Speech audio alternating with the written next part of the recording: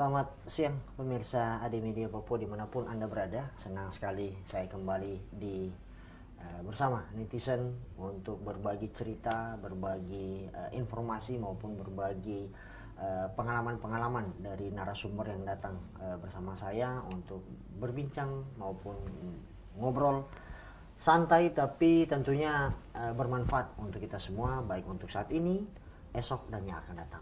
Dan pemirsa, sebelum kita memulai obrolan saya di siang menjelang sore hari ini bersama kedua narasumber saya, tentu kita tahu bersama di zaman sekarang ini atau di hari ini kita semua dibebaskan untuk berinvestasi, menyimpan cadangan kebutuhan untuk di kemudian hari. Itu yang saya sederhanakan kalimatnya agar untuk membantu kita memenuhi kebutuhan-kebutuhan kita di hari-hari atau di waktu-waktu yang akan datang.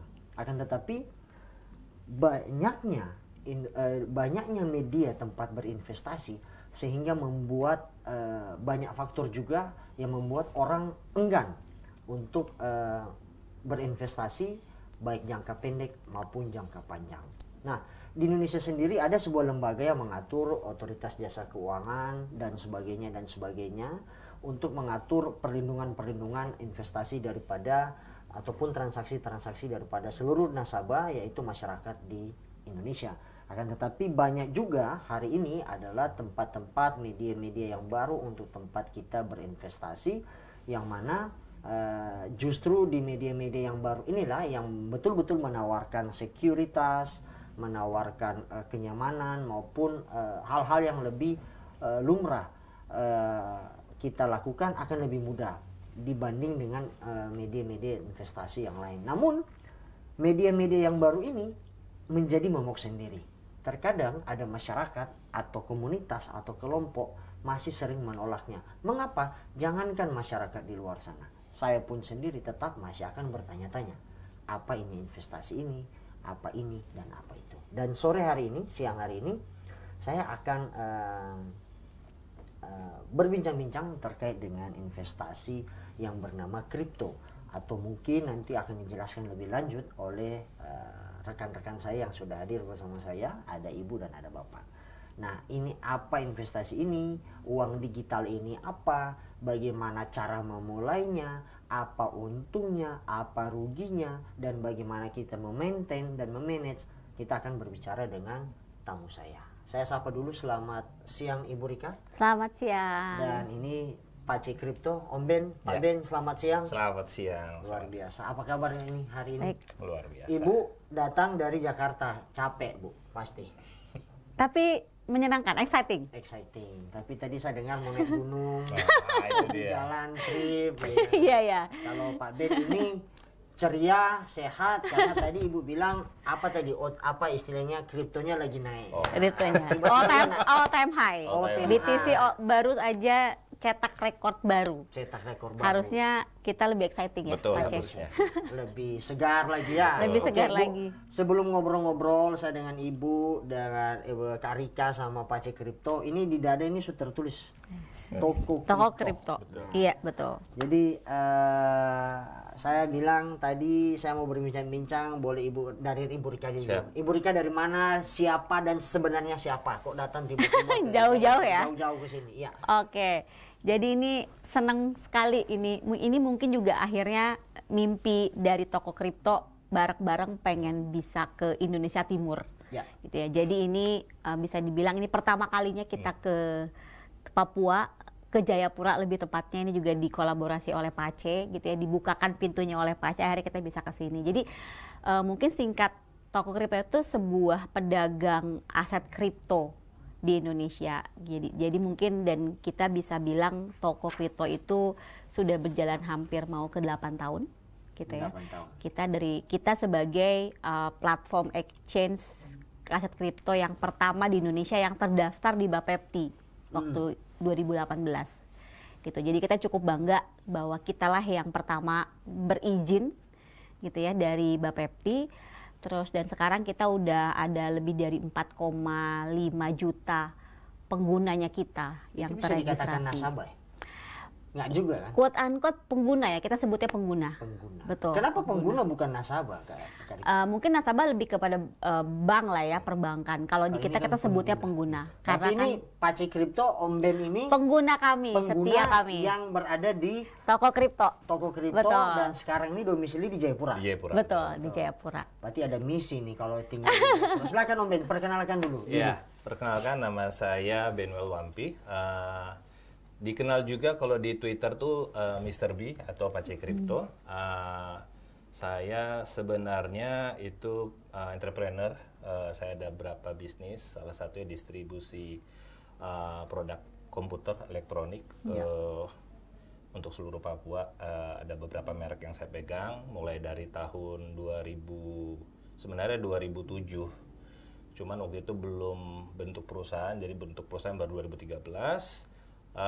Kripto ini saya kenal sebenarnya udah lama sih, dari 2016 saya kenal. Cuman waktu itu masih rame ya, lebih enak duitnya bisnis ya. Langsung real time kita pegang rupiah gitu. Jadi waktu itu belum kepikiran, padahal udah di sounding. Waktu itu pertama kali saya dengar tokenisasi itu justru 2017. Nah, pas COVID, pasti kita nggak kemana-mana. Akhirnya dikenalkanlah sama abang saya yang paling besar. Waktu itu dia miner, dia coba mining pakai laptop. Tambang ya? Ya, mining pakai laptop.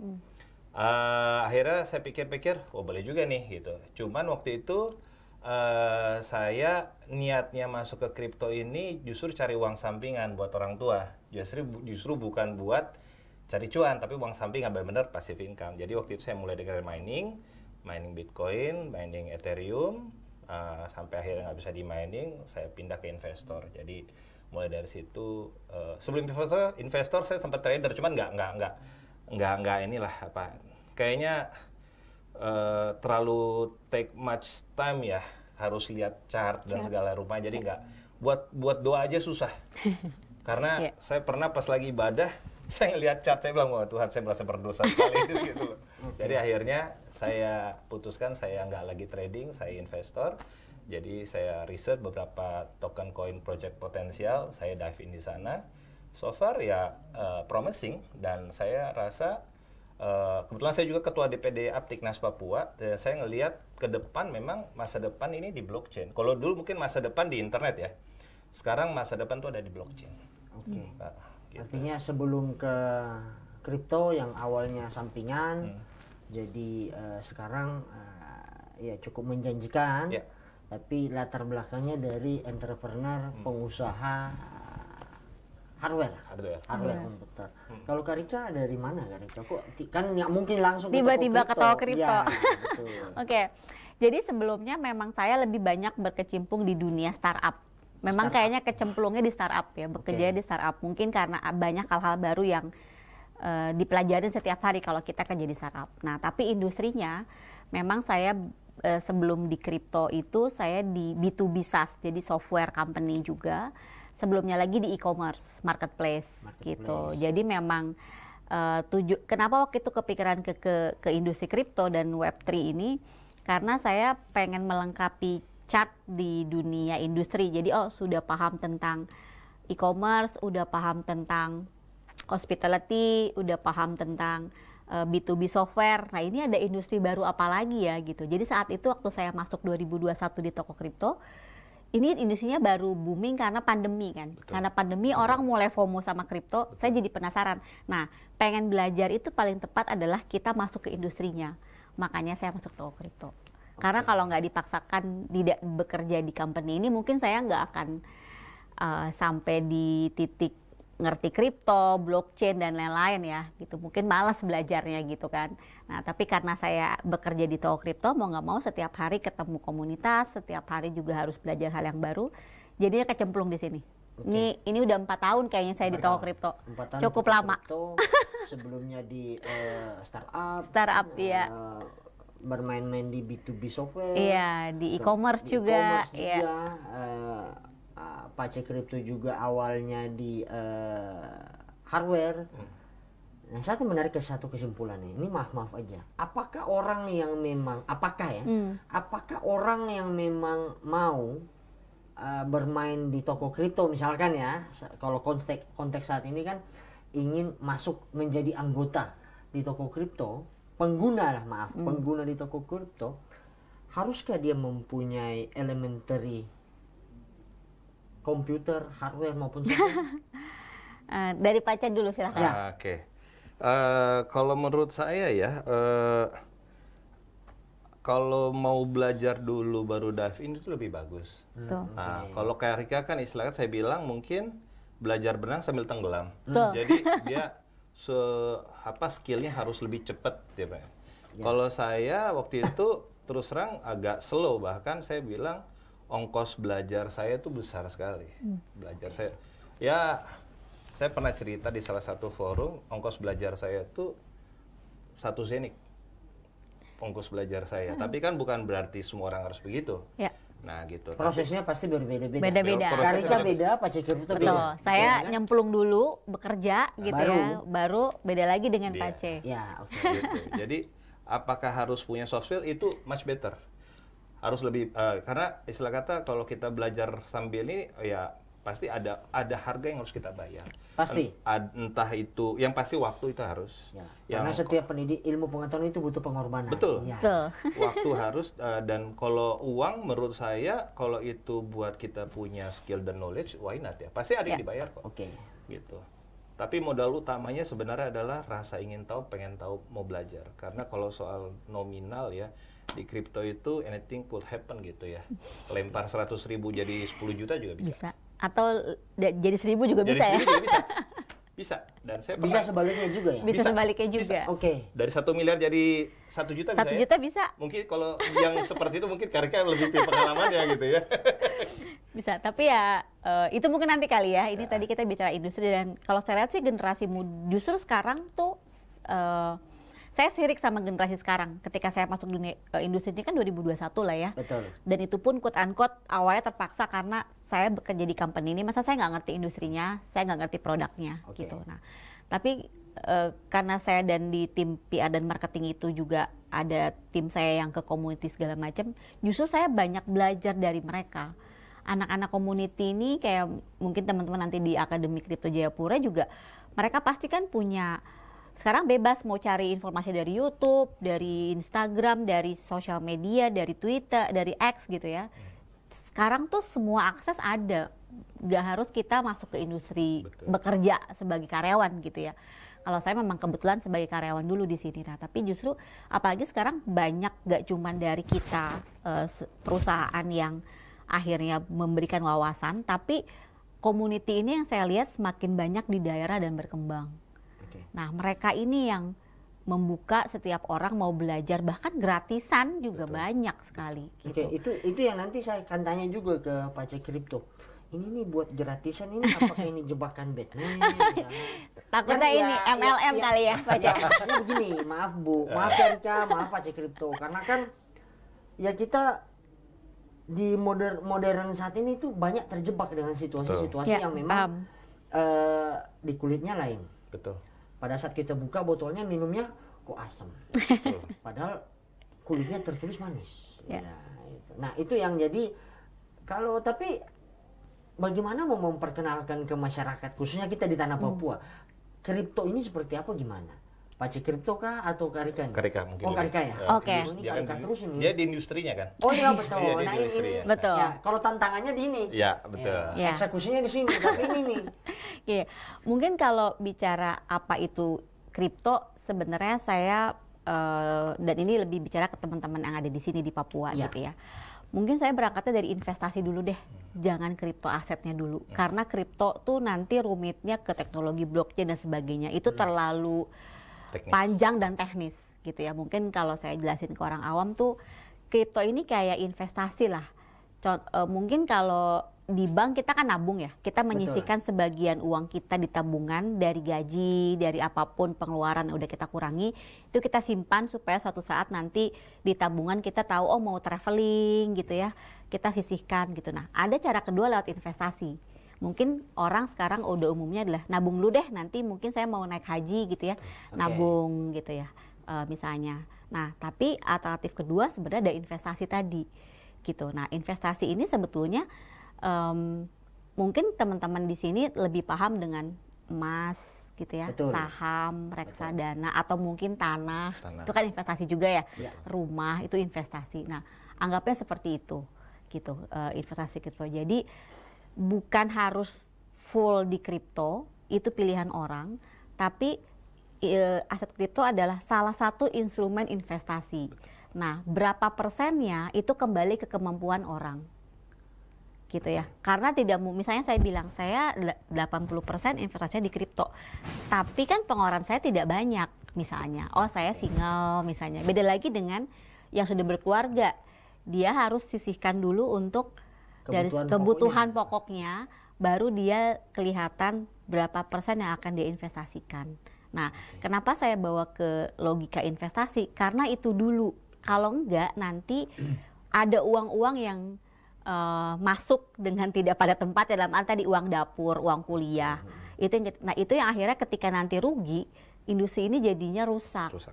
Seakan-akan industri ini tuh mencelakakan orang, padahal mindsetnya harus kita bawa dulu ini adalah investasi, dan skala investasi setiap orang itu berbeda. Berbeda-beda, ya? Betul. Nah, jadi kripto tuh itu. Nah, terus yang terakhir ini juga mungkin perlu ditekankan bahwa kripto itu dibilang tidak punya fundamental, ilegal. Nah, ilegal itu tergantung investasi kriptonya di mana. Di toko kripto apakah ilegal? Legal. Kenapa? Saya ada di sini. PT kita terdaftar di Indonesia. Secara website ada di Kominfo, kita terdaftar di Bapepti, diakui. Apalagi sekarang OJK sudah berpindah ke OJK. Jadi dilihatnya legal apa tidak legal tergantung investasinya di mana. Kalau di toko itu ya legal, bukan ilegal gitu. Terus dibilang judi gitu ya. Betul. Nah, karena ya mau dibilang identik sih iya mirip iya. Gitu, ya kan? Kalau judi logikanya tebak-tebakan. Nah, betul. Main judi, kripto bukan main kripto. Karena ada ilmu. Bahkan ketika kita membeli suatu aset kripto, ada wallpaper yang harus kita baca. Ini tuh ke depan tuh secara utility-nya itu seperti apa sih tokennya. Banyak hal yang kita harus pelajari. Jadi kalau ada yang bilang main kripto, saya selalu sanggah, kripto tuh bukan main-main. Harus luangkan waktu untuk mempelajari industrinya, memahami. Bahkan gini deh, pakai toko kripto emang gampang. Kan harus sign in dulu, ada menu, itu kita belajar. Bukan main di toko kripto, tapi kita masuk ke toko kripto aplikasi pun kita belajar karena ada menu-menu teknis, candlestick lah, buy and trade segala macam lah, itu harus dipelajari.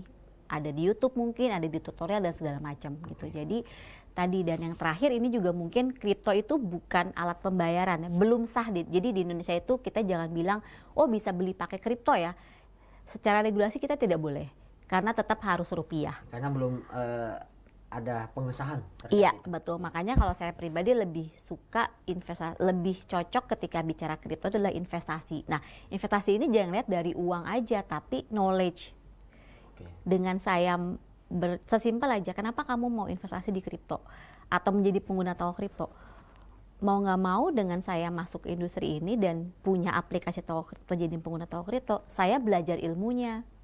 Nah, itu bagi saya pribadi adalah investasi juga di luar kita punya aset kripto di situ ya, gitu. Jadi mungkin saya selalu bawanya investasi dulu deh, karena itu kayaknya hal yang paling awam ya, paling standar orang paham. Kalau secara teknis tuh mungkin rumit lah gitu ya, secara blockchain gitu ya. Nah itu mungkin dari sisi saya, mungkin itu dari yang Pace. tadi Kak Rika sampaikan bahwa ini kan investasi. Nah, saya kaget juga Pak Ben bilang di sini ada akademi kripto di Papua.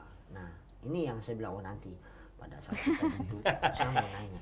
Ini Pak Pace Kripto ini buat akademi dalam rangka apa dulu? Karena saya pikir ini orang belum kenal apa ini kripto. Kok tiba-tiba ada akademi? Itu kan aneh.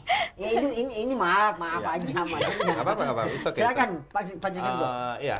Saya nanti menjawab sambil menambahi dulu yang Kak Rika sampaikan. Nambahin dulu Kak Rika punya, baru masuk ke ini akademi nih. Gitu. Jadi gini, seperti bilang tadi, paling masuk akal untuk dibilang kripto adalah investasi benar. Dan perlu diingat bahwa mindsetnya tadi, ini bukan main. Jadi kalau orang bilang main kripto, enggak, ini bukan main. Kalau mau main, mendingan kita ke mall, habis itu taman hiburan, Betul. kita deposit 300.000, kita dapat happy, dapat senang, kalau beruntung dapat boneka. Dapat boneka. Gitu kan? Itu main. Itu main. Itu main. Nah, kalau di kripto itu bukan main, tapi kita, kalau saya malah bilangnya itu lebih strict ya. Saya bilang itu kerja. Karena apa? Investasi, namanya juga investasi. Investasi itu nggak ada jangka pendek. Nggak ada jangka pendek. Kalau jangka pendek itu trading, jual beli ya. Kalau investasi pasti long term. Long termnya berapa lama? Setiap orang berbeda-beda juga. Karena di kripto ini kita nggak bisa bilang, oh ini mature-nya setelah berapa waktu. Misal kayak kalau misalnya deposito ya, deposito mungkin ada yang 1 tahun, ada yang 3 tahun. Kalau di kripto itu anything happen. Tokennya rilis hari ini, besok tuh udah 100 kali bisa. Dan abis itu langsung down, bisa itu. Tapi itu untuk token-token yang tertentu yang kita bilang yang saya bilang bukan token-token utility ya. Tapi kalau token-token utility nggak seperti itu, ada prosesnya. Dan saya lihat jangankan di Jayapura, menurut saya masih di Indonesia tuh yang mengajarkan kripto ini tuh nggak banyak, karena mereka selalu langsung masuk ke berapa nih cuannya, selalu seperti itu. Oh, pengen tahu duluan untungnya? Iya. Okay. Padahal mindsetnya tadi ya. Iya. Jadi ketika orang tanya, saya sering dari kemarin waktu saya ini saya bilang, Bang, kalau saya mau masuk minimal modal berapa dan kira-kira jadi berapa? Saya bilang, enggak gitu caranya bos, gitu loh. Karena konsepnya bukan begitu ya? Iya, konsepnya nggak seperti itu. Karena kita nggak ada bahwa kalau kamu masuk 1 juta, bahwa kamu akan dapat 10 juta, enggak. Gitu. Tapi ketika kamu masuk, kamu harus tahu dulu di barangnya apa. Saya selalu ngajarkan orang kalau mau beli kripto, investasi kripto itu pasti yang saya bilang pertama kali beli Bitcoin. Pasti mereka selalu bilang gini, Pak mahal, Bang mahal. Yes, gitu loh. 2 miliar gitu. Saya masih ingat pertama kali saya beli Bitcoin waktu pas crash Luna tahun 2022, itu harganya 250 juta. Ya. 250 juta. Agak bego nggak beli 250 juta barang yang kita nggak tahu nih apa. Tidak kelihatan. Tidak kelihatan. Dan nggak tahu sih kita nggak tahu ini bakalan jadi berapa. Ya. Tapi ketika saya belajar, saya baca tuh white paper dan saya lihat, saya analisa, saya buka artikel, buka podcast orang, terus saya lihat lagi perbandingan dengan data-data matriks lain seperti ekonomi global dan lain-lain. Saya bilang, oh ini oke gitu loh. Karena kalau kita udah baca Bitcoin white paper dan kita lihat dengan keadaan sebenarnya sekarang realita, ada orang bilang kalau ada 100 jam belajar di Bitcoin itu langsung traditional finance tuh kelihatan kayak scam. Minta maaf ya, saya harus bilang gitu. Maka itu pendapat orang para BTC Maxi. Dan saya belajar barang itu. Dan waktu saya beli pertama kali, saya nggak tahu itu bakalan 2 miliar. Jadi kalau orang tanya sekarang, Bang, ini udah mahal banget 2 miliar. Ya iya. Tapi kan kita nggak tahu, 2 tahun lagi itu mungkin jadi $1 juta. Jadi nggak ada orang bilang bahwa ini terlalu mahal. Enggak. Dan orang selalu bilang sama saya, saat tanya saya, beli apa? Saya selalu bilang beli Bitcoin. Karena apa? Semua kripto pada akhirnya nanti berhulu ke Bitcoin. Selalu sana seperti itu. Karena banyak proyek-proyek kripto yang lainnya, mereka punya reserve aset itu bentuknya itu Bitcoin. Gitu. Jadi misal ada proyek satu token apa gitu ya, mereka reserve asetnya itu Bitcoin. Jadi kalau dibilang tuh kripto ini nggak ada fundamental, ya enggak. Saya suka sekali ada salah satu investor Indonesia yang berkata, ekosistemnya Bitcoin atau kripto itu nggak bisa disamakan dengan traditional finance seperti bank, nggak bisa, karena sistemnya itu berbeda. Environment berbeda gitu loh. Kita nggak bisa samakan. Jadi menakar Bitcoin ini harus dengan environmentnya Bitcoin. Jadi nggak bisa kita membandingkan Bitcoin dengan environmentnya perbankan, nggak akan matching. Ekosistemnya beda. Ekosistemnya beda. Betul. Gitu. Itu sama aja berharap ikan untuk bisa manjat kelapa. Betul. Nggak bisa gitu loh. Jadi kalau mau itu ya harus sama-sama, apple to apple gitu loh. Nah, kalau untuk hampir lupa tadi saya pertanyaan apa sih itu? Terkait akademi. Akademi, oke. Jadi gini, ini saya terus terang ya. Waktu pertama kali saya datang ke toko kripto, saya cerita. Pitchingnya saya bilang gini waktu itu sama Karika. Saya bilang gini, toko kripto nggak support, datang nggak datang, ini show jalan. Betul nggak saya bilang gitu? Betul. Saya bilang ini acara jalan. Karena saya sudah siap spending duit gitu loh. Kok baik bener? Nah, saya tuh diajarkan ya, kebetulan saya orang Kristen, saya diajarkan bahwa semua yang kita lakukan itu harus punya nilai kemuliaan dan kekekalan. Bahwa apa yang kita kerjakan ini itu nggak semua itu not all about money gitu loh ya. Kalau bahasa umumnya gue bilang gini, bahwa dari berkat yang kita terima itu ada hak orang lain sana. Dan saya mau bagikan barang kabar baik ini, bahwa kalau mau gampang yang ngomong gini, bahwa untuk kaya, ini pitching ya, untuk kaya itu nggak harus lewat cara-cara yang konvensional. Tapi ini ada loh satu industri di mana kalau kamu belajar bener, kamu ikutin bener, kamu bisa berhasil, bisa kaya di sana. Bisa. Dan enaknya di kripto ini ya, minta maaf, kalau saya sudah pengusaha ya, kalau saya kumpul sama teman-teman pengusaha, misalnya ada pengusaha besar ini, dia ngomong, itu pasti didengerin. Kalau kita ngomong yang bukan nothing ini, kita ngomong, biasa tuh nggak terlalu dianggap. Tapi di kripto ini, kamu mau punya 1 Bitcoin, kamu nggak punya Bitcoin, kamu bahkan punya meme coin, kamu ngomong, orang dengerin. Dan nggak lihat siapa yang ngomong juga. Gitu, dan saya suka di sana, dan itu membuat, itu namanya equality. Jadi benar-benar semua orang tuh punya perspektifnya, karena di kripto ini nggak ada yang benar, nggak ada yang salah, karena semua based on your conviction, berdasarkan kamu punya keyakinan. Karena kita nggak bisa memaksakan keyakinan saya, analisa saya ke Karika, ke kasihan nggak bisa, gitu loh. Mungkin waktu saya beli 250 juta, Mas Yandi bilang, wah itu rungkat mungkin ya. Tapi fast forward 3 tahun, 2 miliar coy hari ini, gitu. Ada yang tahu nggak? Nggak ada. Nggak ada yang tahu. Jadi based on your conviction. Dan itulah the beauty of this community industri ya. Industri ini di situ. Jadi, everybody can make money based on your conviction, dan kamu punya literasi sampai mana. Dan itu yang mau saya bagikan. Saya nggak ada masalah lah untuk bayar sejumlah harga. Bahkan saya bilang sama toko kripto, saya bilang saya mau ini bikin continue, karena nggak mungkin saya bahas kripto ini, blockchain ini dalam 1 hari 2 jam atau 3 jam selesai, nggak mungkin. Ini terlalu gede, terlalu besar. Saya hanya mungkin besok hanya bisa bagikan itu yang kulit-kulitnya dan pitchingnya aja, gitu. Tapi ini akan continue. Pasti akan ada pasti akan keluar duit. Ya kalau menurut saya, kalau itu jadi berkat buat orang lain, seperti saya bilang tadi, harus ada punya nilai kemuliaan dan kekekalan. Kenapa tidak? Why not? Kalau orang berhasil dari ilmu yang saya berikan, saya senang banget loh, gitu loh. Karena ada suatu sukacita yang kita nggak bisa ukur pakai uang ketika kita lihat orang berhasil. Nggak bisa. Dan di industri ini, mostly ya, ketika orang JP, itu paling selalu support. Kalau di industri web tuh, si A dapat proyek, si B bisa cemburu. Di industri ini, kita malah JP tuh kayak, mungkin perlu jelasin kali istilahnya. Jackpot itu. Jadi misalnya dia berhasil, ya kayak tadi, misalnya Bitcoinnya all time high, dia beli di harga yang sangat rendah, itu dia langsung jual. Itu tuh jackpot. Nah kita malah seneng ya, kita semangatin, kita ikut euforianya dia. Itu berbeda. Kalau di industri lain, dapat proyek 10 miliar, orang bisa sirik-sirikan. Di sini enggak. Karena apa? Everybody can make money. Kamu mau punya aset 10 miliar, kamu mau punya aset 1 juta, kesempatannya equal. Kamu mau masuk apa enggak? Dia naik 100%, yang ini juga naik 100%. Cuman bedanya, kamu entry berapa banyak. Mungkin dia entry 100 juta, kamu entry 1 juta, 100%-nya beda dong. Yang ini 100 juta jadi 200 juta, yang ini jadi 2 juta. Tapi kan happy-nya sama. Artinya all-time high-nya seseorang itu, ya itu proses-prosesnya dia.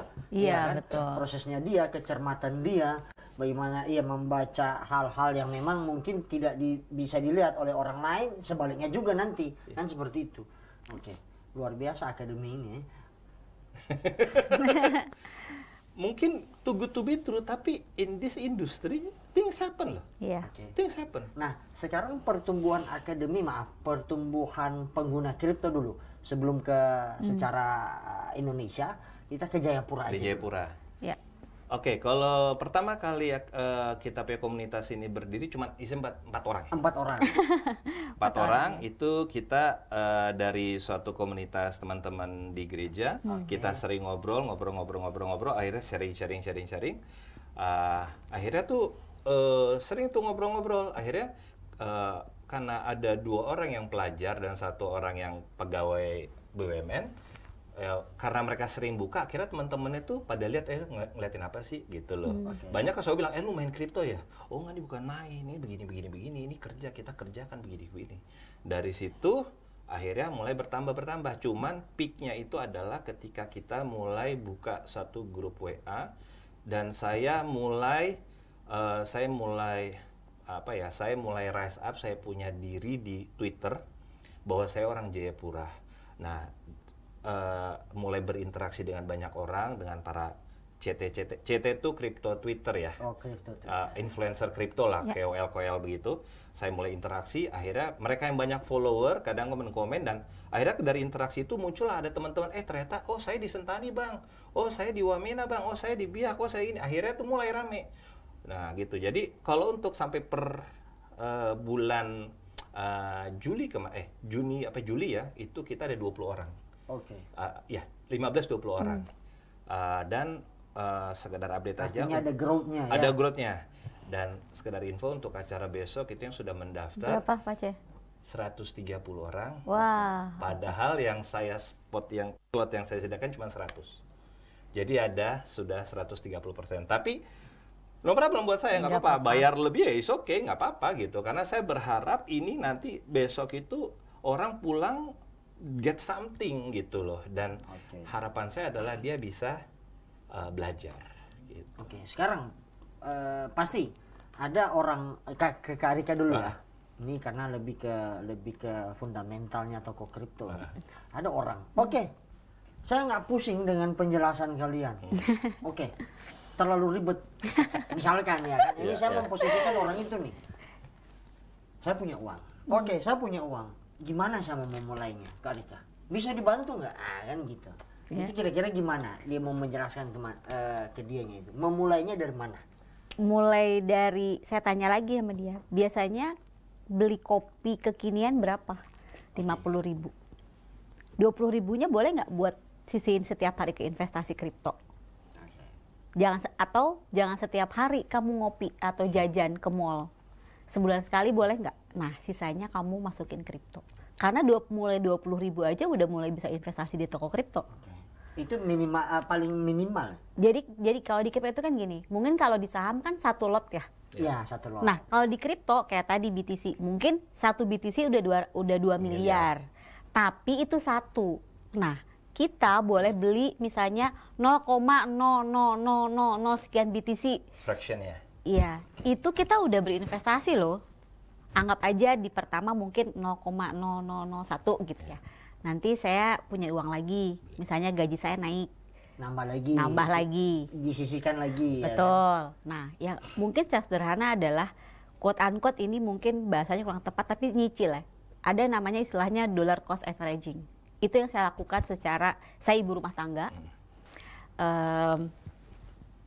Jadi saya nggak punya banyak waktu untuk ketika market naik turun tuh saya ngelihat candlestick dan segala macam. Saya nggak punya waktu. Nah, ada namanya DCA, dollar cost averaging. Jadi dia yang akan menyisihkan kita setiap bulan berapa berdasarkan kita punya dananya berapa. Saya simpan 5 juta. Nanti setiap minggu dia akan recurring buy otomatis. Nah, itu kan simple ya. Kita bisa menyesuaikan dari seberapa dana yang kita punya ke situ. Gitu. Itu sih simpelnya gitu. Jadi kalau misalnya dibilang mulai investasi, mungkin saya refleksnya adalah kita jajan aja kita 20.000, 30.000, 50.000. 20.000-nya aja, nggak harus, bukan berarti kita nggak boleh jajan ya, nggak boleh, bukan. Tapi 20.000-nya aja. Setiap hari kita beli aset-aset kripto BTC lah. Walaupun cuma 0,000 sekian, tapi itu kita memulai investasi. Kita punya aset Bitcoin lah. Jadi kalau ditanya, kamu punya aset? Punya, walaupun bukan 1 BTC. Tapi kan menuju 1 BTC itu kan progres ya, dan balik lagi kemampuannya orang gitu. Nah, dan saya melihatnya kalau saya pribadi itu memang sama, mungkin investasi itu jangka panjang. BTC itu saya hold buat jangka panjang. Jadi saya nggak ketika mau all time high, ya saya happy, tapi saya keep karena saya believe sama BTC. Saya beli sama Bitcoin. Ini mungkin ini akan lebih tinggi lagi. Betul. Dan mungkin bukan saya yang akan ngambil, mungkin nanti keluarga saya, anak saya. Tapi saya sekarang hampir di 60% alokasi saya ke Bitcoin, sisanya ya ke saham dan lain-lain lah. Tapi dulu saya masuk kayak cuma 20%, sekarang 60%. Saya pernah rugi, pernah juga. 40. Oke. Tadi di 20, awalnya 20. 20.000. Ini kan pengalaman pribadi ya. Iya. 20, 40 dan bahkan pernah rugi. Nah, artinya di awal di masih 20%, berarti ada ketidakpercayaan. Bukan ketidakpercayaan, tapi lebih ke baik lagi pengaturan finansial di sisi saya. Money management. Money manajemennya. Iya, Contoh, ini masalah kebutuhan ini. Betul. primary, Biasanya nih kan ini saya secondary. perempuan ya, pasti Iya, pengen iya, beli iya, sepatu. iya, iya. Selalu bilang nggak punya sepatu, selalu bilang nggak punya Nggak punya tas. baju. Nggak punya baju. Nah, Ya. sekarang lipstick. nggak punya lipstick, tas lah, tas bermerek ya, perempuan lah ya, wajar ya. Saya punya tas tertentu yang branded yang saya suka. Biasanya setiap ada yang baru saya beli, harganya lumayan. Itu saya udah nggak pernah lakukan. Saya simpen di Bitcoin. Nah itu, jadi saya menyesuaikan itu kan itu juga saya alamin challenge-nya di situ ya. Betul. Ketika kita punya uang dan punya hobi dan lifestyle, nah bisa kok bisa. Biasanya saya senang, wah ada produk baru, biasalah di-share sama adminnya di grup gitu ya. Nah akhirnya sekarang saya sama sekali nggak pernah beli tas bermerek itu udah selama 2 tahun. Ya karena bener lagi, tas ya akan ganti terus ya. Betul. Itu bisa, baik lagi mindset Akhirnya money dikonversikan manajemennya, ke investasi. dikonversikan ke investasi. Dan sekarang ternyata udah all time high lagi. Saya merasa menyesal, enggak. Jadi sekarang BTC saya asetnya lumayan lah ya, karena Udah tadi berapa? nggak boleh flexing, Nggak boleh ya. flexing. Biasanya kayak gini gitu minimal 5 BTC ke atas biasanya. Waduh, amin. Amin. Ya gitu. Itu sih, jadi 20% ya tadi menyesuaikan dulu kan. Wah, kehilangan tas nih. Duh, gimana nih nanti? Dah. Tapi kan itu kesenangan yang ditunda. Betul. Kesenangan yang ditunda. Pada akhirnya nanti ada kesenangan lain lagi yang akan diterima. Iya. Kalau Pace Crypto, Om Ben ini, kan 20 orang yang sebenarnya ini random 20 orang ini. Betul. Yang awalnya ini gelap sama gelap, nggak tahu. Tapi ketika berkumpul, oke lah, saya hitung 20 orang. Perkembangan kesininya ada nggak anak-anak muda generasi Z, khususnya saya mulai dari generasi Z yang memang ada mungkin DM langsung atau tanya ke Om Ben, ini saya tertarik dengan kripto, tapi by anyway, saya mau mulainya dari mana? Oke. Nah, untuk kripto ini ya, saya selalu arahkan itu, saya selalu merekomendasikan mereka yang dalam usia produktif. Oke. At least minimal PKTP. Wah, kalau saya sudah nggak produktif. Kita semua produktif Iya, ya, Pak Cek. produktif ya. Produktif. Karena kenapa perlu? Karena saya bilang kenapa minimal PKTP, karena itu menurut saya itu kamu udah dewasa. Karena kan di kripto ini seperti saya bilang tadi, bukan mainan. Ini beneran. Ya memang akhirnya saya percaya bahwa betul kalau memang seperti tadi memantau dan mempelajari candlestick yang kayak batang baru kayak betul. gini, kan itu candlestick ya, saya tahu juga. Tahu juga. Iya. Itu artinya bukan main, Pak. Betul. Om Ben, Karika itu bukan main. Tapi ada loh dulu binomo. Iya, Nah, itu makanya. Tuh. Itu. Nah, tadi saya mau nyebut, cuma kan pikir, aduh, ini nanti kita kena restricted. Enggak. Kalau saya sebenarnya nggak apa-apa disebutin karena kan itu sudah dideklar sebagai suatu scam ya, sebagai penipuan, itu nggak masalah buat saya. Tapi binomo scam. Tapi teman saya, dia pernah menang 2 miliar 350 juta. Itu dimenangin dulu, abis itu rugi nggak? Dia dimenangin. Dan pengalaman dia sudah tarik 350 juta. 2 miliar nyangkut. 2 miliar nyangkut. 2 miliarnya itu nyangkut. Oke. Lanjut. Oke. Tadi saya apa lagi? Saya lupa tadi. Oke. Jadi usia produktif Usia ya. produktif. Generasi Z yang Generasi Z. pengen. Oke. Ya. Dan saya selalu arahkan mereka itu yang masih usia mau belajar gitu. Karena seperti saya bilang dari awal, saya selalu encourage mereka ini belajar. Karena kemampuan mereka belajar, menyerap ilmu tuh jauh lebih cepat dan lebih bagus daripada saya yang sudah 40 lebih ini gitu. Tapi itu jadi encourage buat mereka, karena dia bilang gini, saya 40 tahun lebih aja mau belajar, masa kamu nggak mau belajar gitu loh. Dan dari situ saya selalu bilang sama mereka, ayo belajar, ayo belajar. Karena itu ujung-ujungnya kenapa kita sulit untuk belajar, karena mereka selalu berpikir, gue belajar nanti gue dapat berapa gitu loh. Karena selalu ya memang pasti dikaitkan dengan gue dapat berapa, cuannya berapa. Tetapi sebenarnya itu sambil berjalan, karena kalau kamu belajar sambil trading, itu hasilnya akan jauh lebih bagus ketimbang kamu trading tanpa belajar. Karena menurut saya hanya menunggu hasil aja ya. Malah lebih parah kalau menurut saya kamu trading tanpa ilmu itu gambling, itu judi. Itu kamu itu jadinya kripto ini jadi aset spekulasi. Padahal kalau menurut saya, kalau buat sebagai aset spekulasi, semua pun bisa jadi aset spekulasi. Ini pun bisa jadi aset spekulasi. Pemilihan kepala daerah bisa jadi aset spekulasi. Semua bisa jadi aset spekulasi. Tetapi ketika kamu invest trading dengan dibekali ilmu, itu akan jauh lebih growth-nya akan lebih bagus ketimbang kamu tanpa ilmu. Ketimbang FOMO. Nah, itu biasa seperti itu. Di grup sering banget ada salah satu member kita itu dia hampir setiap hari dia itu posting PNL. Nah, kalau kita di kripto, ketika ada orang posting PNL, kita nggak pernah bilang, lu belagu, lu sombong, lu pamer, nggak pernah. Jadi PNL ini kayak profit and loss. Jadi setiap orang kan pasti, apalagi kalau ketika misalnya asetnya dia naik, itu pasti positif. Nah, itu tuh biasanya tuh banyak dari kita tuh yang share lah, komunitas tuh share. Wah, PNL-nya naiknya berapa persen gitu. Itu seperti prestasi. Iya, kayak seakan-akan flexing lah padahal. Tapi ya nggak pernah kayak gitu ya. Kalau di kripto kita ngeliatnya nggak gitu. Kita ngeliatnya, wah bagus bang, mantep bang. Kita selalu bilang, bang itu token apa, caranya gimana, entry-nya berapa. Dan biasanya orang seperti itu mereka nggak tertutup. Dia bilang, gue kemarin masuk di SUI. Gue masuk di SUI, terus kebetulan ini ada apa, terus jadinya begini, jadi bagus. Dan di situ, di industri artinya di industri ini saling memotivasinya tinggi ya? Betul. Dan itu yang nggak ada di industri selain so far ya, so far nggak ada. Saya belum nemuin. Saya jadi pengusaha hampir 25 tahun lebih. Komunitasnya sangat-sangat kuat di industri ini. Nggak ada kayak gitu. Ekosistemnya saling mendukung ya. Saling mendukung. Kita dari perusahaan gitu ya, komunitas juga, influencer gitu. Kita nggak ngelihat kitanya siapa ya. Kalau kita sama-sama bisa bangun industri gitu. Kalau memang ekosistemnya, environmentnya seperti ini, artinya memang ini tidak ada kompetisi sebenarnya, atau ada kompetisi? Ada kompetisi. Kompetisi tetap pasti ada, tapi ada. sehat. Tapi sehat. Menurut saya sehat. Sehat karena masih besar kok kuenya ini industri.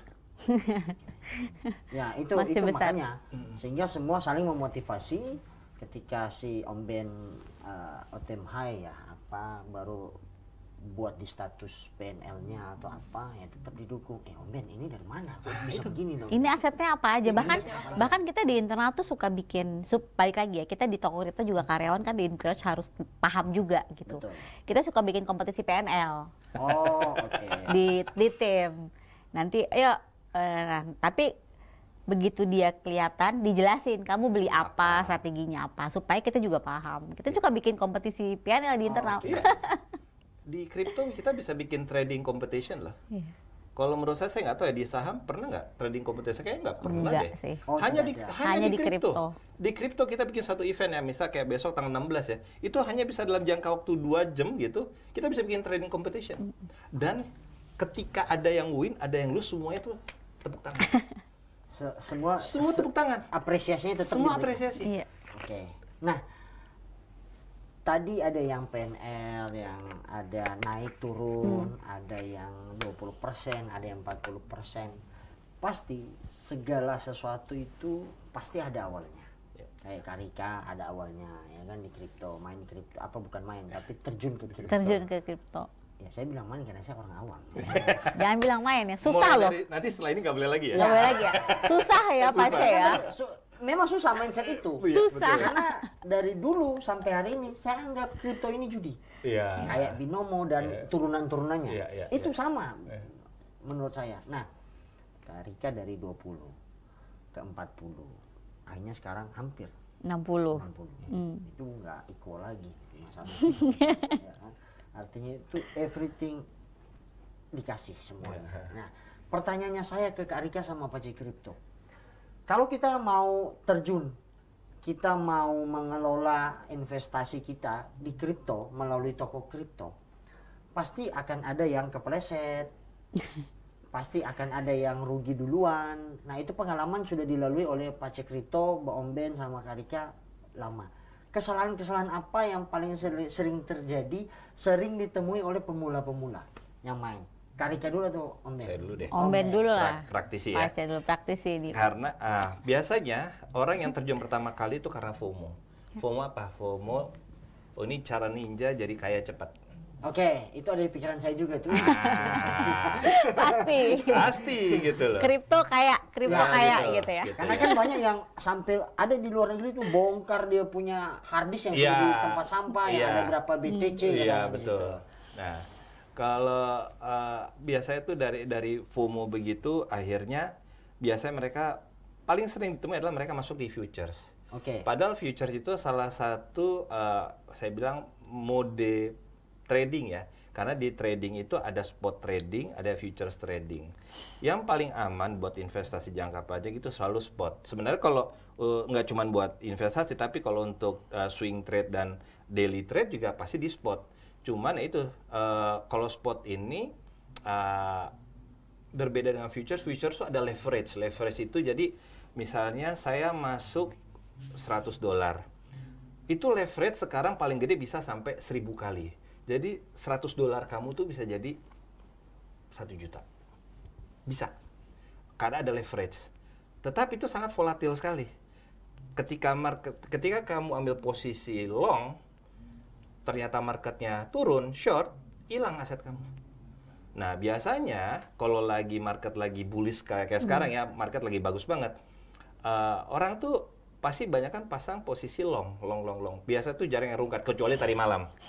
Ya, tadi malam rungkat gara-gara data CPI dan aneka rupa lah gitu. Nah, itu pasti yang paling sering saya temuin adalah itu. Mereka salahnya masuk langsung di futures. Tapi ada juga yang salahnya adalah, yang saya temui adalah konsep tetap cara ninja jadi cepat kaya, mereka bukan masuk di top 5 Bitcoin, top 5 crypto, tapi mereka masuk di meme coin. Karena di meme coin itu seperti saya bilang tadi, bisa kita ubah 100.000 jadi 10 juta, bisa. Saya ngalamin sendiri, ada token namanya Floki. Saya cuma 150.000. Itu jadinya 7,5 juta. Hanya dalam waktu berapa bulan lah kita. Bisa. Dan orang ketika FOMO, token kripto itu setiap hari banyak yang baru. Dan orang tuh banyak shilling ya, shilling. Akhirnya orang jadi bingung sendiri, gue mau masuk yang mana, gue ikut-ikutan semuanya. Ikut-ikutan FOMO. Di situ biasa banyak mereka yang rungkat. Jadi ketika dibilang, ada CT yang bilang, oh saya masuk di token A, misalnya begitu. Padahal ketika si CT ini bilang token A ini akan naik, itu si orang yang mau invest di sana itu menjadi exit liquidity, jalan keluar bagi si CT. Jadi momennya udah lewat. Gitu. Kan secepat itu ya Pak C ya? Iya, di kripto tuh cepat sekali. Kalau bukan token-token yang fundamental yang itu selain top 5 atau top 10, bahkan menurut saya top 100, itu cepat banget. Jangankan 1 jam. Detik, itu kan ada detik. Gitu, bisa detik. Makanya di trading di candles di TradView itu ada time frame sampai 1 menit, 5 menit, 30 menit, 15 menit. Nah, orang yang biasanya trading koin-koin yang volatil sekali itu, mereka tuh nggak main panjang, nggak lihat panjang, time frame-nya nggak panjang. Mereka lihatnya pendek-pendek. Dan itu di situ bisa tuh. Makanya dulu pernah ada istilah orang bilang, lempar 1 juta jadi 1 miliar, bisa terjadi di kripto. Tapi bisa juga hilang. Bisa. Dan itu yang sering kejadian orang, karena mindset-nya tadi, main. Main. Itu makanya di awal tadi Kak Rika sampaikan bahwa ya memang sebelum berinvestasi sini, mindset ini yang harus dikuatkan dulu. Betul. Ya kan? Biar tidak kayak tadi Om Ben bilang, mau kayak cepat kita ninja aja. Di sini kan bisa. Ya. Cara ninja jadi kayak cepat itu. Cara ninja. Nah itu kalau dari toko kripto sendiri, karena kan representatif toko kripto ini Kak Rika nih. Toko kripto sendiri target pasarnya itu sebenarnya ke siapa? Oke, mungkin target pasar kita emang khusus lokal ya, karena memang secara regulasi tuh kalau warga negara asing tuh harus punya KITAS. Oke, kartu izin tinggal sementara. Iya, betul. Jadi memang nggak bisa yang turis gitu ya, tidak harus punya izin gitu untuk warga asing. Tapi memang kita fokusnya di Indonesia lah, berarti penggunanya. Nah, secara demografi sih memang mostly lebih banyak di Jawa. Itu secara industri ya, bukan hanya secara toko kripto juga. Nah, itu sebenarnya kenapa di toko kripto tuh udah hampir mau 2 tahun ini kita banyak ke daerah-daerah yang mungkin di luar kota besar. Misalnya kalau kota besar kita bilangnya Bandung gitu ya, atau Surabaya. Nah, sekarang kita udah 2 tahun ini jalan tuh misalnya Tasikmalaya, Garut, yang setelah Bandung gitu ya. Nah, sampai akhirnya ke Papua. Karena kita juga ngelihat di situ banyak sekali tugas kita juga harus ada di situ untuk at least edukasi dulu, memperkenalkan dulu itu aja gitu. Jadi karena kita ngerasa itu udah kewajiban kita juga gitu. Nah, tapi kita nggak bisa melakukan itu. Tim marketing aja saya cuma 8 orang. Kebayang kalau 8 orang semuanya keliling gitu Indonesia. Ya ke Indonesia, kayaknya enggak gitu. Bubar gitu ya, tim marketing saya bubar gitu. Nah, makanya dari kita juga sangat terbuka untuk teman-teman di komunitas di daerah yang yuk kita bikin sesuatu. Nah, seperti Akademi Kripto Jayapura. Berarti gitu. Akademi Kripto Jayapura ya saya apresiasi juga. Pas saja ya datang di sini Om Ben berarti. Iya kan? Gimana apanya? Pionernya Om Ben. Iya, kita kalau saya bisa declare ya, kita komunitas kripto pertama di Papua. Kita yang lokal ya. Kalau event-event kripto lain mungkin di bawah Jakarta ya kayak yang konsep-konsepnya lain itu mungkin ada beberapa kali. Oke, itu kan hanya datang PP, datang shred balik. Datang shred balik. Kalau di Jakarta banyak sekali sih event-event komunitas kripto bahkan tapi ya di daerah tuh saya lihat mereka setelah tim komunitas datang ke daerah itu memang antusiasnya justru lebih besar.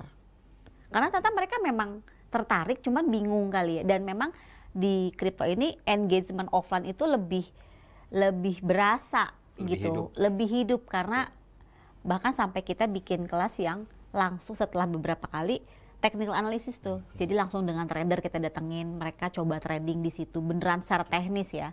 Tapi itu setelah beberapa kali kesempatan. Setelah melihat animo mungkin. Betul, ya. Terus udah mulai paham secara kulit lah yang tadi Pak Ce bilang itu gitu. Makanya kan tadi Pak Ce dan memang nggak bisa satu kali. Kulit aja dulu. Iya. Kita comot sedikit intinya. Kalaupun ada yang interest, oke, mari kita bantu sama-sama. Kita motivasi, ya kita sama-sama terbang. Ya, betul. Berarti Kak Rika abis ini next lagi bikin lagi ya? Kita bikin lagi, guys. Pasti. Nah, ini saya mau tanya lagi. Ini kan Kak Rika memang di dalam toko kripto. Pace Kripto, Om Ben ada di luar. Sudah ada dasar dulu sebagai hardware, main, pengusaha, baru ke kripto. Kira-kira ini pertanyaan lagi orang-orang ini punya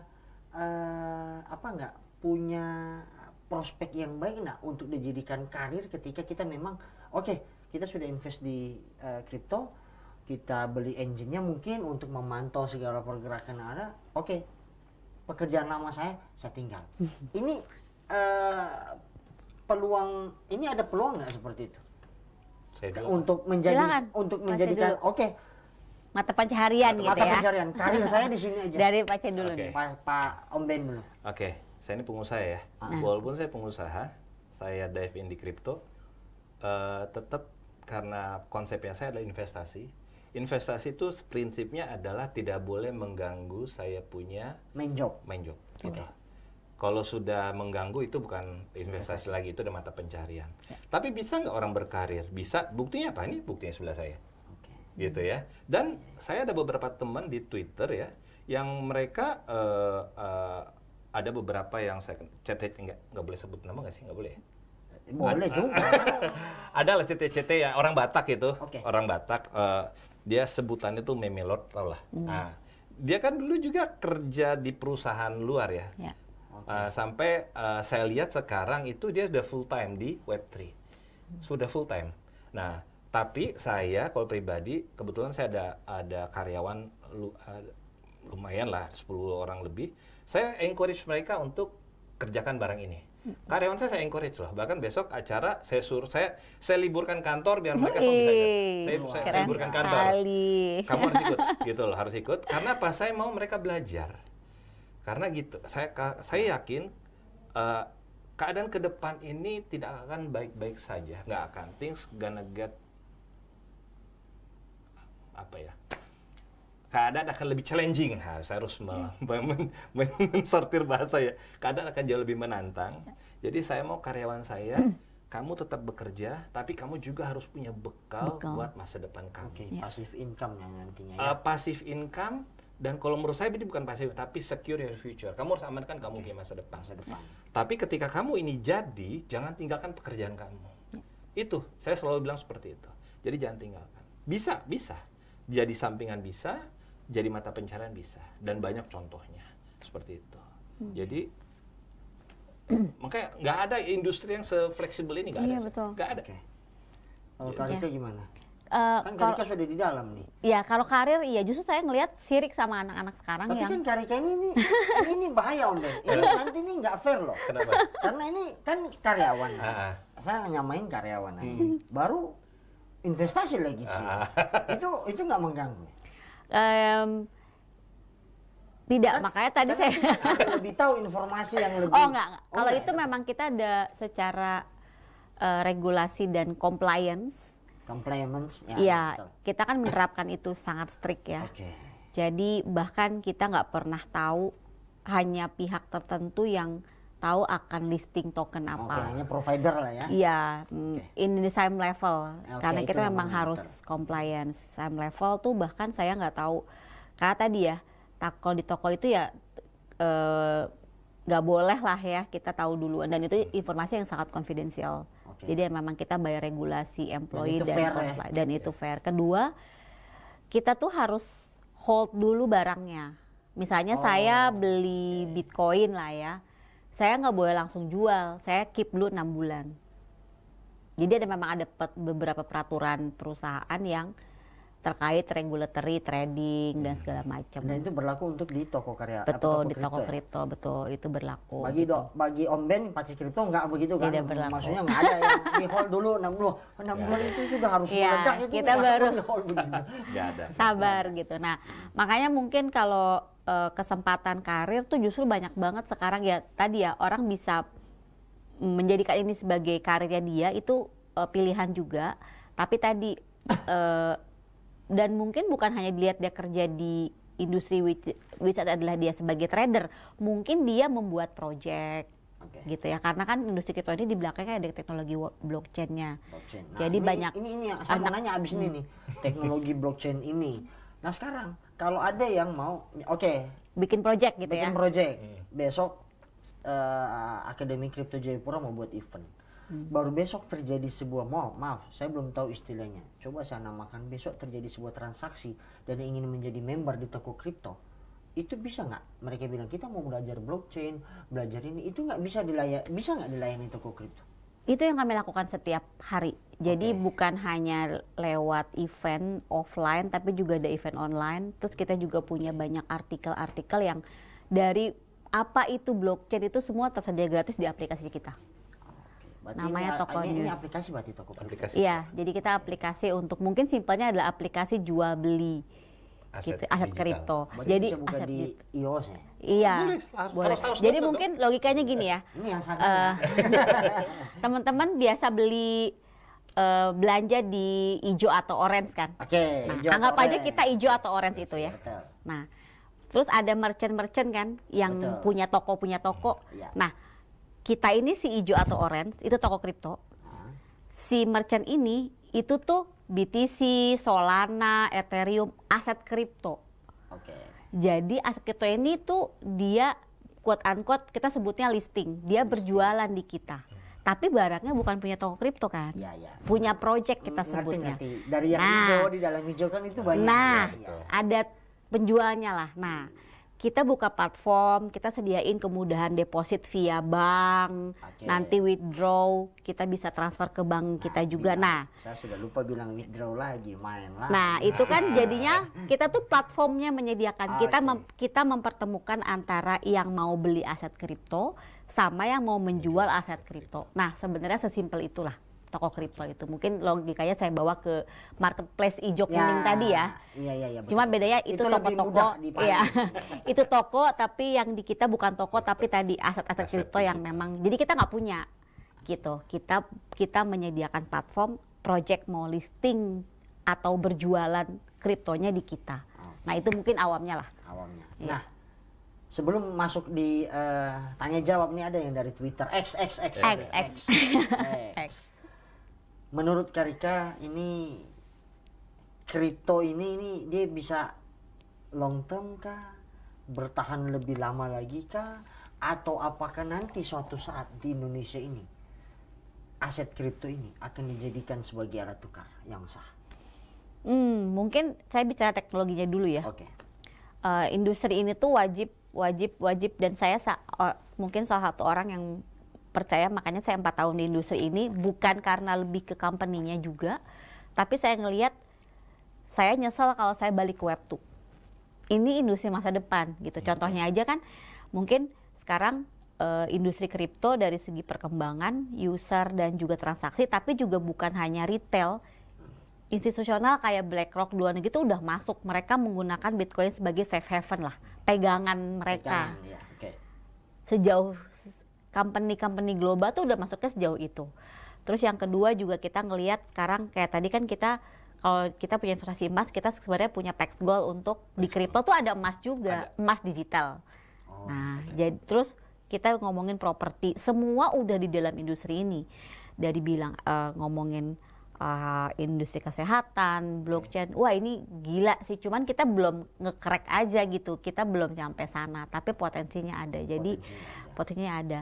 Kedua juga kayak CBDC ya. Sekarang kan dari BI juga udah mulai ada ke situ. Belum lagi kita ngomongin sandbox dari OJK yang semua project simpan di sandbox nanti bisa rilis. Jadi sebenarnya dari regulasi juga kita udah mulai menuju ke ramah regulasi, mudah-mudahan ke depannya. Apalagi sekarang udah di bawah OJK, mudah-mudahan kepercayaan trustnya ya. Sama yang kedua, kan di bawah OJK itu ada bank, ada institutional financial. Nah, kolaborasi antara kripto sama bank mungkin akan lebih gila lagi. Kolaborasi dengan industri keuangan mungkin lebih gila lagi gitu. Itu sih mungkin yang masa depannya. Masa depannya saya ngelihat ini, jadi yang belum masuk ke industri ini tolonglah masuk. Artinya jangan bukan jangan telat ya. Artinya kalau menurut saya bahasakan jangan sampai kita nggak belajar. Jangan sampai kita nggak belajar, betul. Kripto ini yang nanti mungkin akan bukan menyusahkan ya, tapi nanti akan menyulitkan ke depan untuk kita ketika memang kita men-skip pelajaran ini. Ini artinya kan begini, kalau saya nggak punya uang, tapi saya pengen belajar kan nggak salah juga. Betul. Ya kan seperti itu. Betul. Nah, Pak Cek Kripto, kalau menurut Bang Ben, Kota Jayapura sendiri prospeknya ke depan bagaimana? Saya optimis sekali karena apa? Yang scam aja diikutin, apalagi yang itu benar juga, itu logikanya sih, betul. Yang scam, yang ponzi, yang berkedokkan kripto aja jalan. Apalagi yang benar. Betul. Itu salah satu parameternya gitu. Dan saya percaya bahwa nanti setelah acara ini saya yakin akan muncul tuh ke permukaan teman-teman yang memang selama ini dia tuh nggak di permukaan. Mereka ya makanya kita bikin acaranya offline biar kita bisa ketemu, kita bisa tahu, bisa kenal, kita ke depan bisa sharing lagi, bisa ngumpul bareng-bareng lagi. Saling berbagi lagi, saling motivasi lagi, dan akhirnya nanti akan kelihatan tuh gitu. Dan saya yakin optimis lah gitu. Ini ada pertanyaan dari X nih. Username-nya itu @hai_cari_caca. Kalau kalian, ini kedua-dua Karika sama Om Ben, kalau kalian harus memulai investasi kripto dari rupiah 0 di 2025, Strategi apa yang akan dipilih biar tembus 100 kali tanpa jadi korban FOMO dan rug pull ya. Rug pull. Om Ben dulu aja deh. Wah, susahnya kasih gue ya. Dari 2025 loh ini. Aduh. Nah ini, saya jawab honest ya. Start dari 2025, dari 0 sampai 100 kali, cuman 2. Satu futures, sama meme coin. Itu doang. Tapi kalau mau spot dan mau yang kayak Bitcoin dan segala-galanya, bisa nggak? Bisa.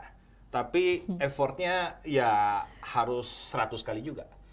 Karena hasil tidak pernah, upaya tidak pernah, gimana sih? Hasil tidak pernah menghayati usaha. Gitu. Karena effortnya orang dapat 100 kali itu pasti akan jauh lebih besar daripada orang yang cuma dapat 1 kali. Jadi jawaban saya cuma itu aja. Future sama meme coin. Karena kalau di meme coin jangankan 100 kali ya, 1 juta kali juga bisa. Gitu. Karika? Ini disclaimer dulu ya. Jadi dari pendapat kita ini bukan financial advice ya. Kita bukan kita bukan, karena baik lagi yang disampaikan Om Ben dan saya itu bukan kayak orang lain yang jadi harus ikutin. Betul. Kita pengalamannya mungkin momentumnya kita beda gitu ya. Nah, tadi dari 0 ya. Dari 0. Duh, sulit. Oke. Saya sih tetap akan pegang ke aset-aset yang udah safe ya. Kayak Bitcoin gitu. Tapi nggak 100 kali. Nggak bisa sih kalau saya. Nggak bisa ya. Nggak bisa, karena ini mungkin pengalaman pribadi saya di meme banyak juga ya. Coba banyak yang ngerungkat gitu ya. Jadinya tetap sih saya tetap megangnya akan tetap nyaranin ya nggak bisa 0.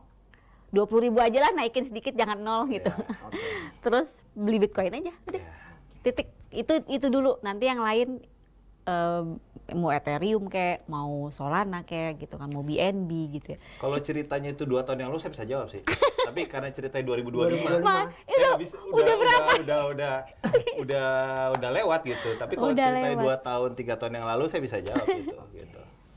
Pertanyaan kedua dari akun yang sama. Cara filter proyek yang benar-benar potensial dan yang cuma gimmick itu gimana? Karika dulu atau Karika dulu? Gantian. Iya, biasanya tuh insight kayak gitu tuh banyak kitanya terlibat di komunitas ya. Mau di sosial media, mau di Telegram, mau di Discord gitu, banyak banget. Dan di situ tuh kita jadinya tahu tuh project-project yang lagi diomongin. Sama yang bodong gitu ya. Terus yang kedua juga secara project profile juga itu pasti akan kelihatan. Jadi gini, di kripto ini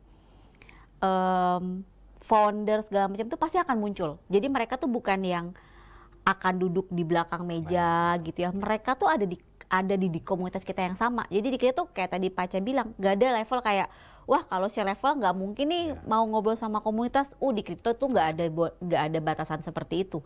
Mau dia si level segala macam tuh kita sangat open. Mau kita sekarang di toko kripto gitu ya, sebuah company, kita open, kita nggak ada boundaries lah di situ. Nah harus banyak terlibat di komunitas sih. Jadi case by case ya, dan itu sebetulnya sering mencari info karena cepat banget di saya di Discord tuh saya baru tinggalin tuh udah kerjaan udah nih nggak bisa deh, emang harus involve di komunitas karena project yang saya baru denger pun di situ tiba-tiba ada yang info ini apa kan, jadi kita ngelihat, jadinya kita ngulik gitu ya. Gitu sih mungkin kalau saya dari exchange tuh ngelihatnya emang harus kita aja di exchange tuh kadang-kadang lebih tahuan ketemu di komunitas. Karika tahu nggak sekarang project ini project apa ya gitu. Saya dengar dari mereka, saya belajar dari mereka. Serunya tuh di sini gitu. Jadi saya ngerasa setiap hari saya lebih pinter karena ketemu orang-orang baru. Kayak ketemu Pace pasti ada ilmu lain yang saya dapat dari dia. Gitulah. Dari komunitas tuh kita dapat hal yang baru dari teman-teman gitu. Om Ben? Saya jawabnya secara teknikal ya. Pertama yang pasti ya baca white papernya dulu. Itu white paper tuh cetak birunya. Ya, kan memang beda orang Indonesia, Om Ben. Orang Indonesia itu diambil barang dulu, dia Baru dibaca ya? Baru dibaca. Baru dia cari manualnya, kan gitu. Harus baca dulu sih. baru cari buku manual ya. Iya. Oke. Tapi harus baca Bitcoin white paper sih. Itu harus. Oke. Jadi mau Keren sekali. Bitcoin, mau aset yang lain baca dulu white paper. White paper itu cetak biru dan roadmap-nya ke depan seperti apa.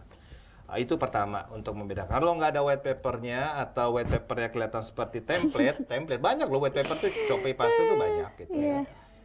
Itu pasti bisa dikategorikan ini harus difilter ya.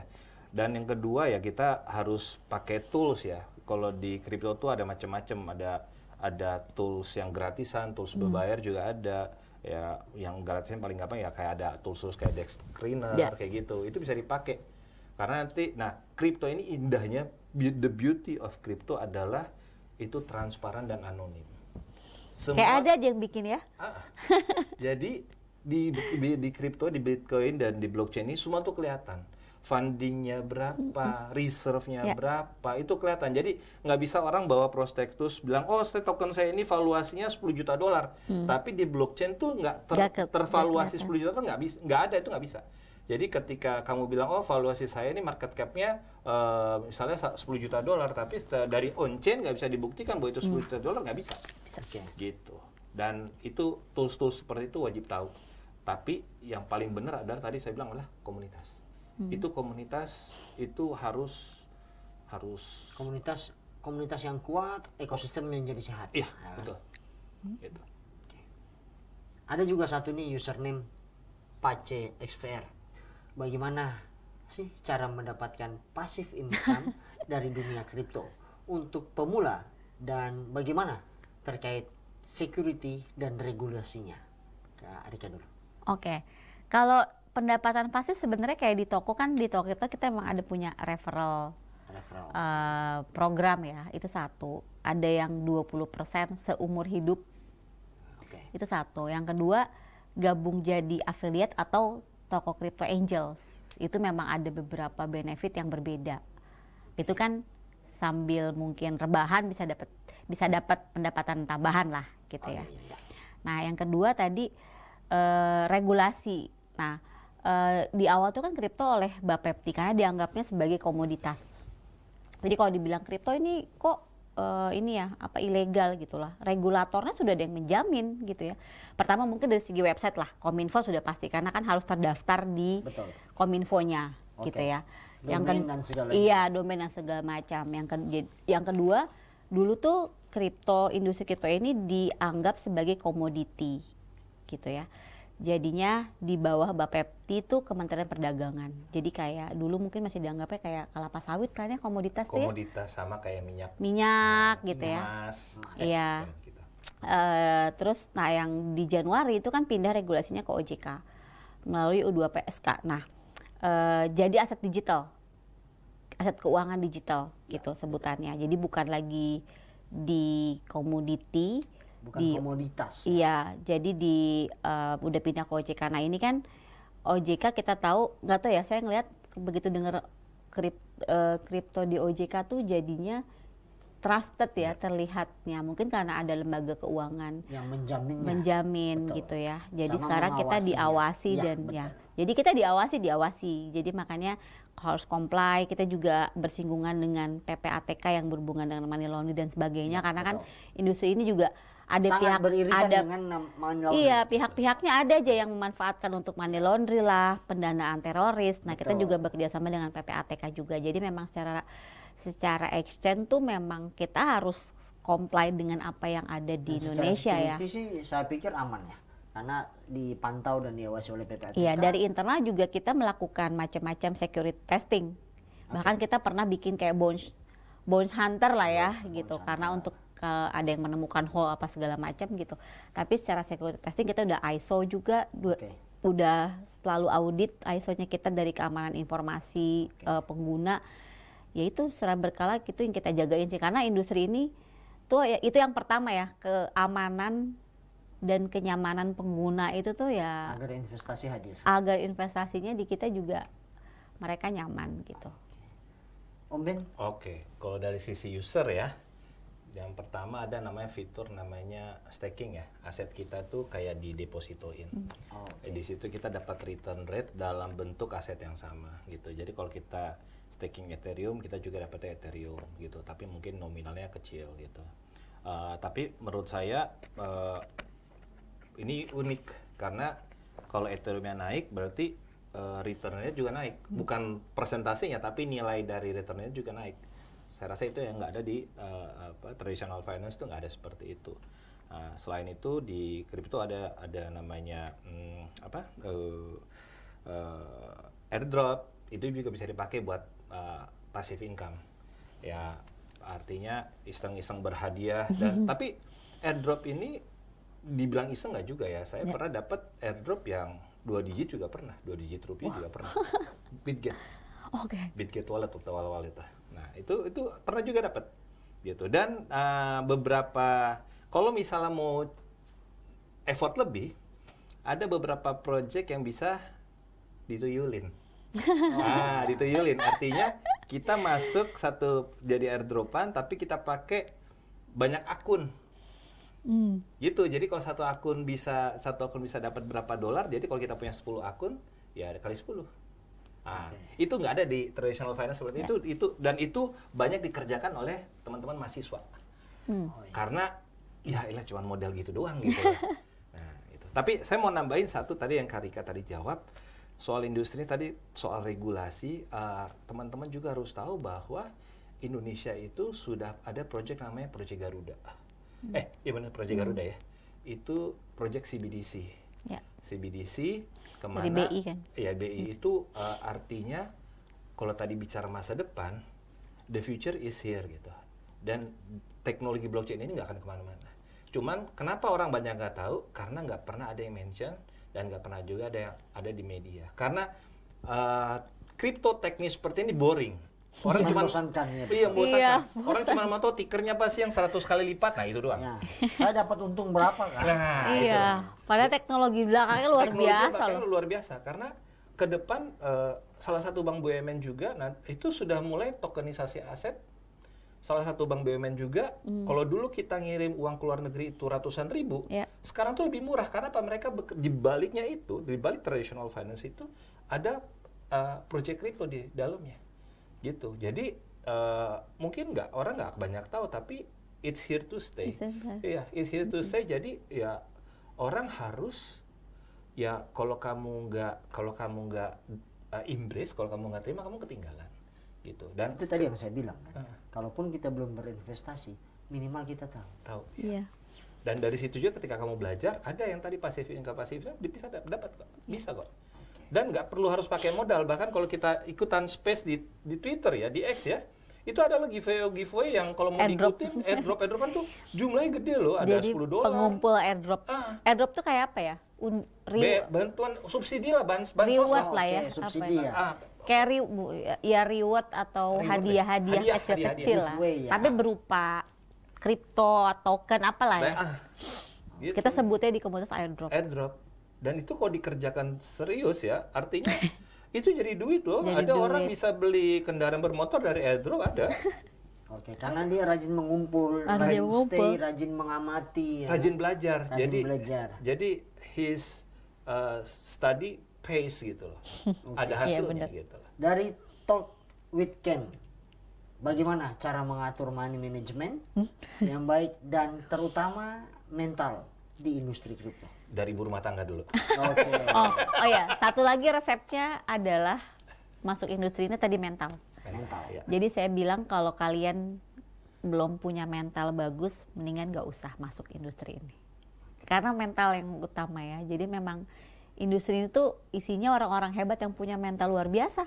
Karena mereka jatuh bangun masih stay di sini. Dan saya lihat mungkin di awal 2021 saya nggak lihat seperti itu, tapi sekarang saya ngelihat di kondisi sekalipun mereka jatuh tuh mereka masih bertahan. Banyak sekali bahkan influencer yang memang justru saling mensupport gitu ya ketika dia loss, ketika dia rungkat gitu ya, malah jadi bahan bercandaan di sosial media gitu kan.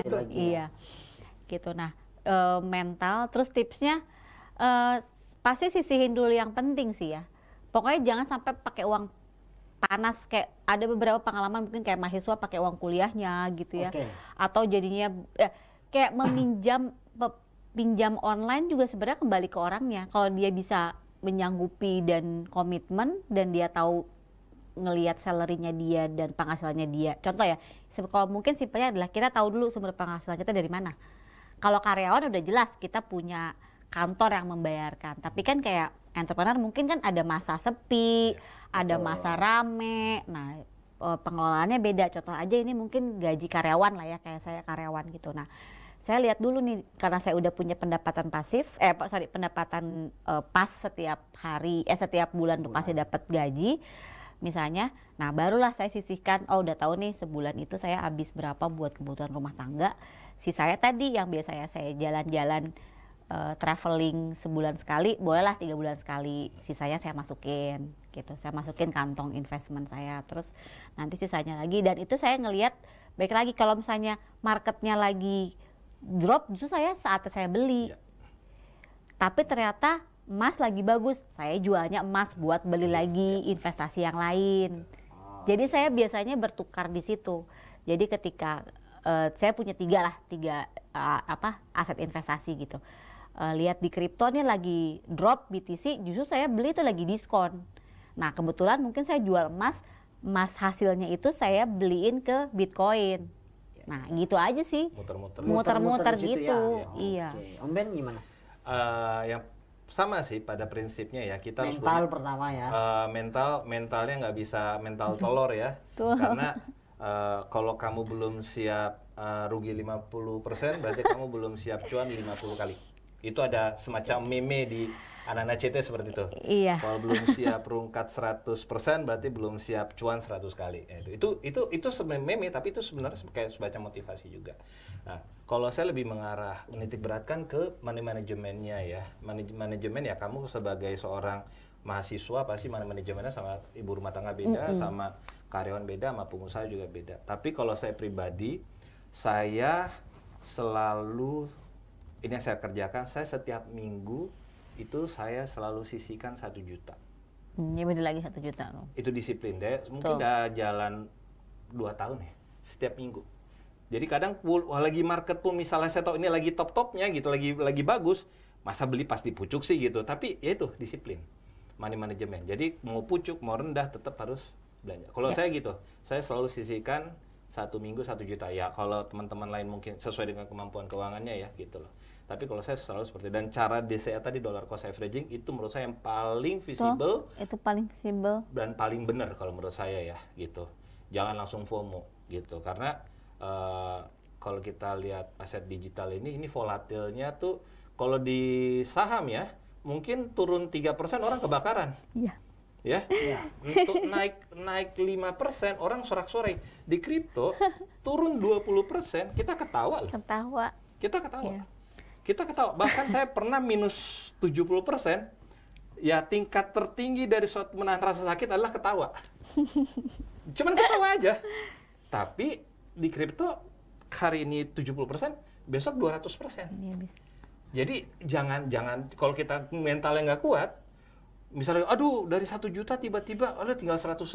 Kalau kita mental kita nggak kuat ya udah gitu, langsung bilang kripto is a scam gitu lah. Kayak bubar. Ya bubar. Padahal ketika dia jual besoknya naik. Nah sering kejadian di kripto pasti ya Kak Rika ya. Iya. Ketika kita hold, market itu memboringkan lah gitu-gitu doang. Iya. Ketika kita beli, market itu jatuh. Nggak exciting, iya. Market itu jatuh. Tapi pas kita jual, marketnya terbang. Itu paling sering. Ya, itu semua orang ngalamin gitu. Tapi ya kembali, mentalnya kuat nggak? Gitu. Ya, itu yang saya bilang tadi. Harus kuat dulu, mental minus 50%. Berarti kamu siap untuk terima 50%. 50 kali. Saya Bukan 50%, 50 kali. 50 kali. Saya dulu kesalahan pertama saya waktu belum ngerti industri dan masih coba-coba ini, di awal tuh saya all in ke Manta kan. Curhat nih ya? Curhat nih. Sampai sekarang ya udah, maksudnya ya udah ketutup sama yang lain. Yeah. Okay. Jadi saya di Twitter udah sering ngeledekin ini kalau ketemu sama lagi ngumpul KOL gitu ya. Ini nih yang all in Manta nih gitu. Jadi kita selalu ledek-ledekan karena saya all in harusnya kan ke Bitcoin gitu. Ini saya all in ke satu token yang ya sampai sekarang nggak ada pergerakan. Gitu, Ya tokennya. seru-seru aja sih, nggak apa-apa juga toh. Ya, juga. itu ketawa itu tingkat tertinggi dari menahan satu rasa sakit ya begini. Tertawa. Tertawa. Gitu. Nah ini ada dari Destra CHR. Kalau aku sudah punya beberapa token kayak BTC, ETH sama XRP, sebaiknya saya menambah salah satu atau diversifikasi ke token lain. Om Ben dulu. Oke. Ben. Disclaimer dulu, not financial advisor dan lakukan do your own research ya. Besok acara akan saya open, saya akan disclose saya pegang token apa aja. Tapi kalau lihat ke depan pasti token-token yang narasinya CBDC itu bagus. Kalau boleh sebut ticker, saya salah satu pegang itu WLD karena menurut saya projectnya proof of humanity. Itu pasti akan ke depan karena dengan AI orang akan sulit membedakan mana di web, di internet ya, akan sulit membedakan mana orang, mana bot, mana Ya, AI. betul. WLD itu salah satu solusi untuk proof of humanity. Jadi memang nih project ini sempat diblokir sama negara kita beberapa bulan lalu karena ada narasi bahwa itu token tuh untuk bisa mendapatkan benefitnya kita harus scan bola mata iris retina. Padahal itu sebenarnya ya untuk memverifikasi kamu manusia benar dari scan retina karena selain sidik jari retina itu seorang di muka bumi ini nggak ada yang sama gitu loh. Dan itu projectnya bagus, saya akan pegang WLD dan salah satu juga saya adalah holdernya HBAR. Saya beli HBAR dari harga cuman 400 perak. Sekarang nih udah 0,2 dolar, lumayan gitu. Ada HBAR, terus Hyperliquid, itu juga bagus. Terus Morpho, mungkin nggak banyak yang tahu. Morpho bagus karena itu dia, wah itu technical, tapi menurut saya itu bagus. Itu sih. Diversifikasi, tapi tetap kalau mau diversifikasi ya, kamu punya uang anggaplah 1 juta. 100, dari 100% itu, 50%-nya kamu taruh di Bitcoin.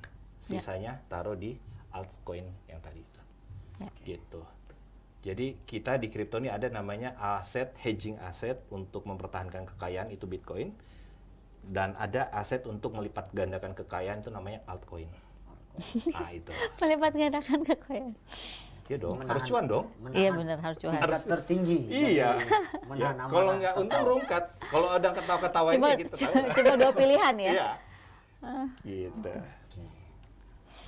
Karika? Oke, kalau karena saya bukan trader, saya lebih ke investor gitu ya. Tapi saya tadi agree dengan diversifikasi tadi. Cuma mungkin kalau project saya nggak banyak ngelihat karena tadi ya saya bukan trader, lebih ke investor. Mungkin saya beberapa RWA aset, AI, saya di situ sih. Gitu. Tapi nggak yang spesifik tadi. Saya tipikalnya lebih ke investor bukan trader. Mungkin kalau nanti besok saya buka. Ticker tuh nama asetnya. Nama asetnya gitu. Jadi makanya senangnya ketika komunitas saya pengen tahu kayak Pace nanti dia apa aja di spill. Itu tuh jadi kan saya punya referensi quote unquote gitu ya, mungkin bisa di copy thread di saya misalnya gitu. Nanti mudah-mudahan ya dari kami juga bisa hadir. Datang besok biar tahu. Harus. Segampang itu. Segampang itu. Walaupun saya dengar, wah ini memang ini bukan main, Pak. Betul. Ini bukan main. Bukan main, ini belajar. Ini belajar. Kerja kok tadi kata Pace. Memahami, belajar mengikuti. Ya. Tapi percaya Mas, ini jauh lebih mudah daripada kita memahami pasangan kita. Oh begitu ya. Lebih mudah. Ada yang curhat. Bukan memahami wanita ya. Saya nggak bilang ya. Saya belum bilang memahami pasangan. Ini jauh lebih mudah karena ada datanya. Ada datanya. Kalau pasangan kita kan tidak ada datanya. Tidak ada. Referensinya pun nggak ada. Nebak-nebak ya. Nebak-nebak. Kalau ini ada datanya. Iya. Kesimpulan saya itu ada datanya, terjamin, aman, dan bisa dijadikan sebuah alternatif investasi di masa yang akan datang. Dan siapa tahu bisa merubah menjadi sebuah karir di bulan depan, di waktu yang akan datang. Kayak Karika begini kan.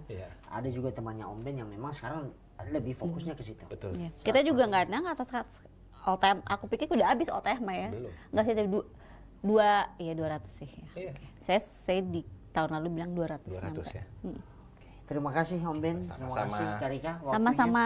luar biasa dari Jakarta. Saya tadi Iya lupa nih. mengucapkan selamat datang di Jayapura. Iya, senang sekali saya nih. Oke. Akhirnya ke Papua nih. Ya nikmati Ke lah. Nanti Jayapura. Om Ben antar nikmati alam yang Iya, iya. bisa dijangkau di Jayapura. Ya kan Om Ben, sama kuliner maupun apalah itu. Terima kasih kedatangannya, bincang-bincang. Hari ini juga kita ketambahan pengetahuan terkait kripto itu apa. Iya. Untuk masa yang akan datang itu seperti apa terkait kripto ini. Mudah-mudahan lewat Akademi Kripto akan tercipta lagi pace kripto yang Yes. baru. Ya, betul. Agar fundamental di Papua untuk lebih maju sama dengan di daerah yang lain bisa dicapai. Dan kita juga secara khusus, saya pribadi mengapresiasi kepada Om Ben yang memang menjadi salah satu pionir Akademi Kripto di Kota Jayapura. Iya. Mudah-mudahan akan membawa manfaat yang baik untuk kita semua yang ada di sini. Yes. Dan semoga anak-anak muda, khususnya anak-anak muda ya, Yes. yang memang masa produktif, Betul. tapi dengan catatan yang tua juga bukan tidak mungkin bisa Iya, bersatu, kan betul. seperti Bisa. itu. Terima kasih Kak Rika, Om Ben. Sama-sama. Kita akan ketemu lagi di dialog podcast yang akan datang dengan topik yang berbeda, informasi yang berbeda, dan tentunya boleh membawa manfaat dalam kehidupan kita. Saya Sandy Susanto, kita akan jumpa lagi di kesempatan yang lain. Selamat sore.